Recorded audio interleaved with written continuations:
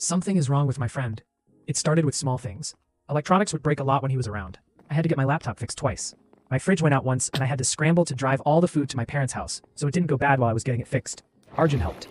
My house's circuit breaker tripped one time too, when he went to plug something in. I tested the same plug later when he was gone, and it didn't trip that time. Arjun has always had really good hearing, like really good. I can't count the number of times he's heard me mumble something through a wall. I've tested it. I'll speak so quietly that even I can barely hear it, and he'll have caught it word for word from outside the closed door.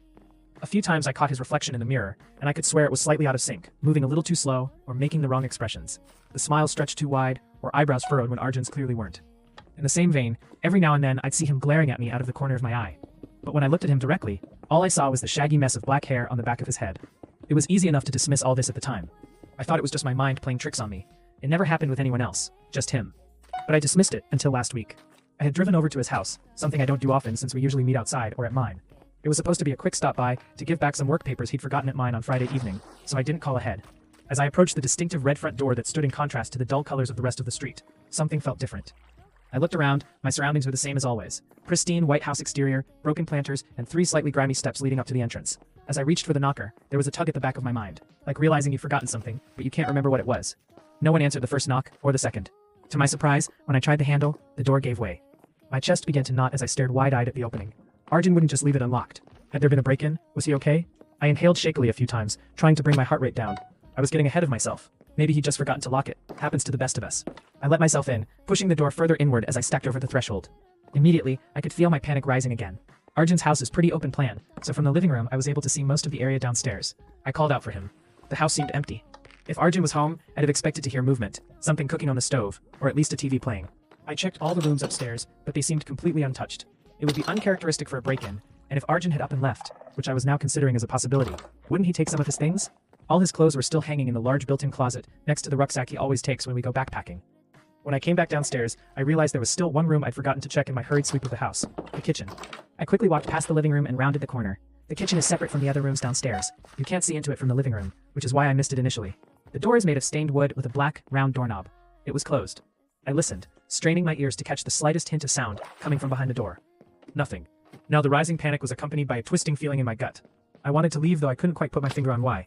It was just a door, polished but old, with the wood splitting slightly in some places. More importantly, I still didn't know what had happened to Arjun, and now his phone was going straight to voicemail. This was the only place in the house I hadn't looked. Just as I'd plucked up the courage to reach out and grab the knob, I heard a noise from inside.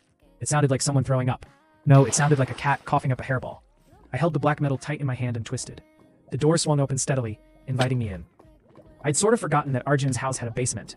I'd never been down there, and the door always stayed closed and locked, so it was easy to let it fade into the wall. Maybe imagine it as some sort of food pantry instead of what it really was.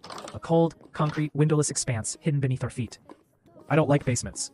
Yellow-orange light spilled out of the open basement door, illuminating the kitchen in a dingy faux sunset glow. Looking around, I realized why it seemed to be the only light source in the room. All the blinds were shut. I didn't even realize his kitchen had blinds. Arjun always leaves them open. I almost jumped out of my skin, heart thundering as that horrific hacking, puking sound echoed from the basement, louder now. The noise was wet and visceral. It grated against my eardrums, sending chills down my spine. I shivered. Whatever was in the basement retched again. This time the noise was accompanied by wet thudding, like it was puking up huge chunks of something. A moment of silence, and then it spoke. It was a harsh, raspy noise, like the thing was struggling to take in air, and I could barely make out the words through its wheezing.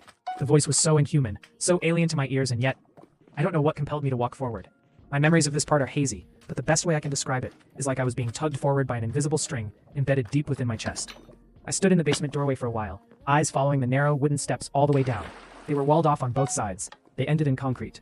I heard it clearer this time. Fuck. Fuck those bastards, it rasped. Fuck them. I hope, it wheezed, I hope they burn. The thing coughed, wet and loud, and I flinched.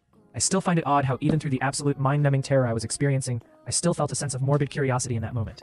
What exactly was down there? The mere existence of this creature in the basement was making me reevaluate everything I thought I knew about, well, everything. It could talk. It even spoke like it felt emotions. It was angry at someone. And it sounded ill. Very ill. The sounds of the creature struggling, its labored breath and lung-rending coughs, its quiet groans of pain that reverberated off the claustrophobic walls of the basement.